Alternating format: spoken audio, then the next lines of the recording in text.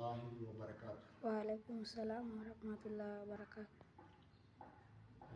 Tunatoa mawaidha kidogo bila kupoteza muda kwa sababu unaingia kwa mtandao, na tunaenda kuhusu alladhi khalaqa al-mauta wal hayata liyabluwakum ayyukum ahsanu amala wa huwa al-azizul ghafur. Kama Mwenyezi Mungu ndiye aliumba uhai akaumba mauti. Allah ndiye mwenye kuumba mauti na mwenye kuumba uhai. Alituumba wakati kwa tumbo ya mama zetu. Tukiwa ndani ya tumbo, Allah ametuhifadhi ndani. Tunakaa ndani ya tumbo ya mama, alafu kuhifadhi ametuwekea tight security. Yaani kwa tumbo ya mama yako hausikii joto ya kuumiza wala usikii baridi ya kuumiza. Allah anakuhifadhi ndani ya tumbo bila kuwa na joto. Lao yuko tunahifadhiwa kwa kabati ama kwa draw, basi tungekuliwa na mende, tungekuliwa na panya.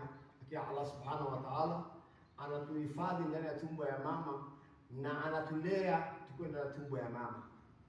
Mama anaposema anatamani machungwa, kumbe mtoto ndiye anatamani machungwa. Mama anaposema anatamani mahindi, kumbe mtoto ndiye. Yaani Allah anatupea riziki tukiwa ndani ya tumbo ya mama yetu.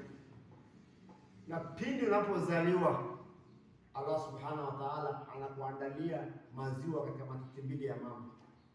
Yaani unazaliwa tu hivi, maziwa yanakuwa ready made. Unakunywa tu tayari automatic unanyoa.